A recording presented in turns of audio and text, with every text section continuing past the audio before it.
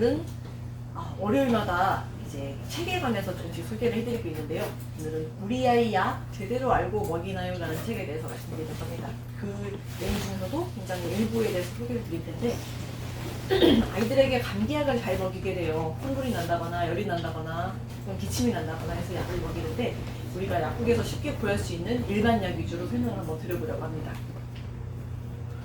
이 책은 모연화라는 약사님이 쓰신 책인데 이제 엄마들이 약에 대한 지식이 아무래도 조금 잘못 알고 있다든가 잘 모르고 있다든가 그런 것 때문에 아이들에게 약을 잘못 먹이는 경우가 있어요. 그래서 그런 것들이 안타깝게 여기서 쓴 책이라고 하십니다. 감기약들이 굉장히 여러 가지가 있는데 많이 들어보셨을 법한 약들 위주로 설명을 드릴게요. 타이레놀, 브루펜, 액티피드 요 약이 이제 주로 설명을 드릴 약들이고 그 다음에 비염약인 지르텍, 기침약인 지미코프 이런 약들이 있습니다. 본격적인 내용이 들어가기 전에 먼저 약에는 두 가지 이름이 있다는 걸 먼저 좀 알아두시면 좋은데 브루펜은 이 약의 이름이기도 하고 상품명이기도 합니다. 그리고 요 밑에 있는 이부프로펜이라고 써있는 건 뭘까요? 브루펜은 뭐고 이부프로펜은 뭐죠? 요 밑에 왜 이부프로펜이라고 또 써있을까요? 이거는 성분명입니다. 이거는 이제 브루펜은 회사에서 이 이부프로펜이라는 성분에 이름을 붙인 거고요. 이거는 성분명인데 이부프로펜이라는 같은 성분을 가진 약들이 이렇게 많습니다. 근데 이름만 이 회사에 따라서 이름만 다를 뿐이지 다 같은 성분이에요. 그래서 만약에 브루펜을 먹었는데 열이 잘 안 가라앉아서 배비자를 또 먹인다 그러면 같은 약을 두 번 먹이는 꼴이 되는 거죠. 그래서 중복투약을 막기 위해서 성분명을 꼭 확인을 해보시는 것이 중요합니다. 타이레놀은 주요 성분이 아세트아미노펜이라고 하는 성분인데 이 같은 약들로는 이런 약들이 있고요. 특히 이 파라세타몰은 싱가포르에 여행을 가시면 주로 이제 많이 사갖고 오시는 약인데 이게 외국에서 사온 약이니까 더 좋겠지 하고서 타이레놀을 먹었을 때 열이 안 내린다고 또 이걸 먹이시는 경우가 종종 있어요. 근데 같은 약이기 때문에 그런 생각은 피해 주시는 것이 좋겠죠. 그리고 해열 진통을 주로 해서 열이 나고 아플 때 주로 쓰게 됩니다. 그런데 이 약의 효능 중에 류마티스가 있어요. 그러면 이 약이 류마티스를 낫게 하는 약일까요? 그거는 아닙니다. 류마티스로 인해서 열이 나고 통증이 심해질 때 그거를 그 증상 자체를 조금 잡아주는 약일 뿐이지 그 류마티스를 치료하는 약은 아닌 거죠. 통증이 심하고 할 때 약을 이제 복용을 하시게 되는 거죠. 용량을 보시면은 타이레놀은 타이레놀 시럽의 경우인데 1ml에 32mg의 그 아세타미노펜이 들어있습니다. 그래서 아이들 몸무게 1kg당 10에서 15mg까지를 먹일 수가 있는데 용량을 많이 먹인다고 해서 아이 열이 빨리 떨어지는 건 아니에요.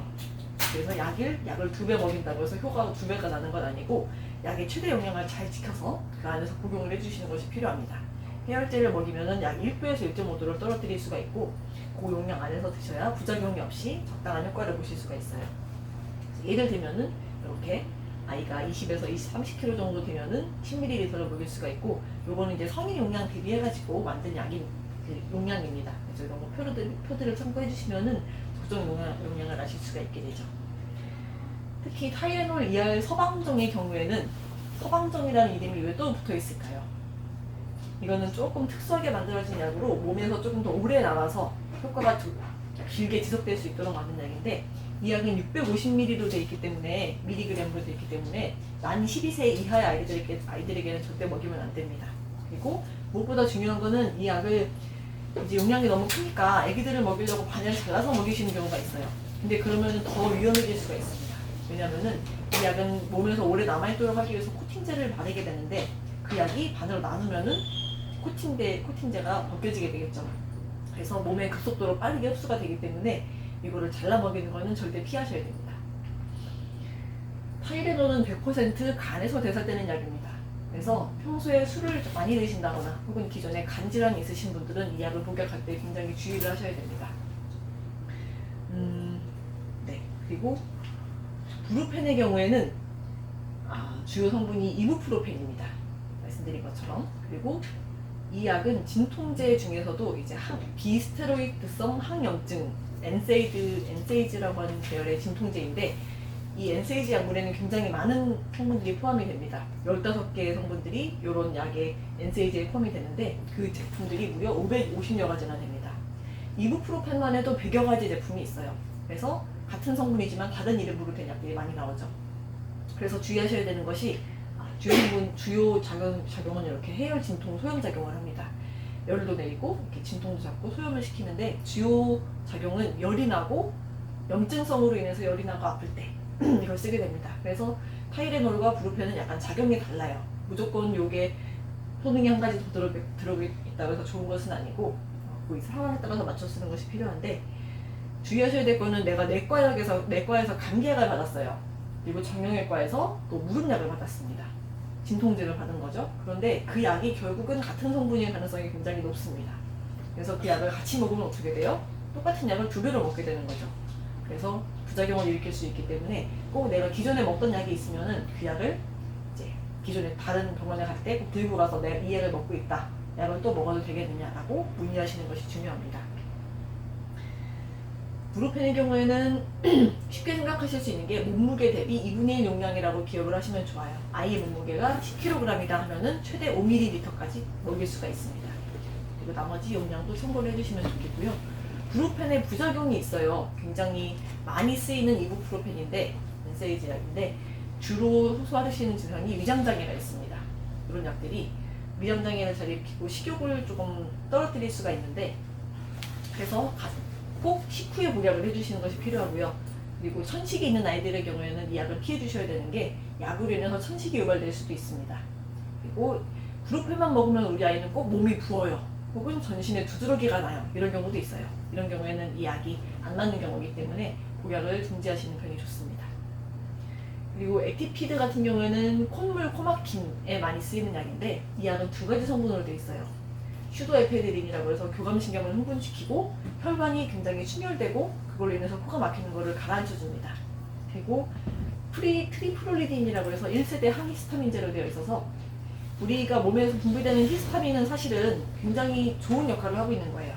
예를 들면 우리가 진먼지 진드기나 혹은 먼지나 혹은 꽃가루 이런 것들이 노출이 됐을 때 그런 것들을 몸에서 배출시키기 위해서 혹은 안 좋은 음식들을 먹었을 때 그런 것들을 빨리 배출시키기 위해서 몸에서 굉장히 많은 분비물들을 냅니다. 콧물, 가래, 소양감 이런 것도 다 포함이 됩니다. 그런 반응들에. 근데 이거를 너무 좀 과도해서 그 히스타민의 반응을 바로 조금 줄이고자 하는 것이 이 약인데 같은 약들은 이런 것들이 있고요. 주요 작용은 이런 것입니다. 코막힘을 충혈로 인해서 코가 막히는 것을 완화시키고 그리고 콧물과 가래 분비를 감소시키는데 그래서 열이 없고 콧물이 많이 나고 코가 막힐 때 이 약을 주로 쓰게 됩니다. 이 뒤로 제가 말씀드린 약들은 다 조금 아이에게 독성이 있을 수가 있기 때문에 만 2세 이하의 아이들에게는 의사의 처방 없이는 복약을 하지 못하도록 되어 있어요.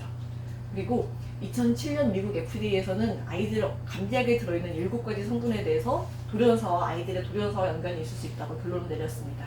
그래서 복약에 좀 더 주의를 해주셔야 되고 만 2세 이상의 경우에만 그것도 용량을 지켜서 잘 복약하도록 되어 있고 그 이하의 경우에는 애가 너무 코가 많이 막혀서 잠을 못 잔다 혹은 밥을 못 먹는다 혹은 기침이 너무 지나치게 심하다 하는 경우를 빼고는 웬만하면 투약하지 않습니다.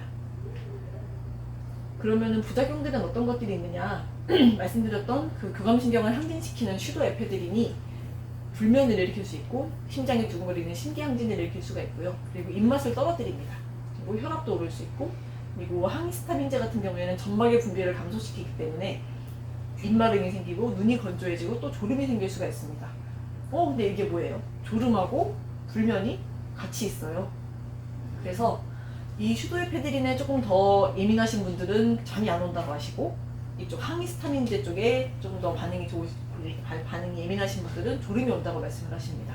그래서 간혹 성인분들 중에 수면용으로 이거를 남용하시는 분들이 있는데 그거는 주의하셔야 되는 게 이런 부작용들이 조금 더 심해질 수가 있습니다. 그리고 이제 기업약인데 세티리즘이 준 성분이고요. 제2세대 항히스타민제고 이런 약들이 있습니다. 이 말씀드린 것처럼 히스타민의 경우에는 우리 몸을 보호하기 위해서 일어나는 반응이기 때문에 이걸 억지로 이렇게 누르는 것은 좋지가 않고요. 이 약을 오래 쓰게 되면은 계절마다 이 약을 굉장히 오래 복약하시는 경우가 있는데 이 약을 오래 복약하게 되면은 혈액학적으로 면역이 떨어지는 부작용이 생길 수가 있습니다. 백혈구나 혹은 림프구 같은 균형들이 깨질 수가 있고요. 그리고 햇볕을 쐈을 때 피부가 굉장히 예민해지고 두드러기가 난다든지 피부의 정화성이 떨어진다든지 이런 문제들이 생길 수가 있습니다. 몸에서 자연히 일어나는 반응들을 막 계속 억지로 누르고 있으니까 몸에서 면역 반응이 틀어지게 되는 거죠. 그리고 지니코프의 경우에는 감기약인데 기침은 굉장히 많은 기전으로 일어나게 됩니다. 그래서 성분이 무려 6가지나 됩니다. 주로 가래를 녹이고 이제 끈적끈적한 가래들을 이렇게 중성화시키고 기침을 억제시키는 작용을 하는데 이렇게 여러 가지 많은 약들이 들어있습니다. 그래서 이 중에 에페드린 성분 같은 경우에는 잠이 잘 안 온다거나 혈압이 오른다거나 심장이 두근거린다거나 이런 증상들을 일으킬 수가 있고 또 여러 가지 성분이 많이 들어있기 때문에 그 중에서 알레르기 반응을 일으킬 수 있는 것들이 종종 있어요. 그래서 이 약을 드셨을 때 발진이 생긴다, 빨갛게 부어오른다 하면은 그 즉시 투약을 중지하시는 것이 좋습니다.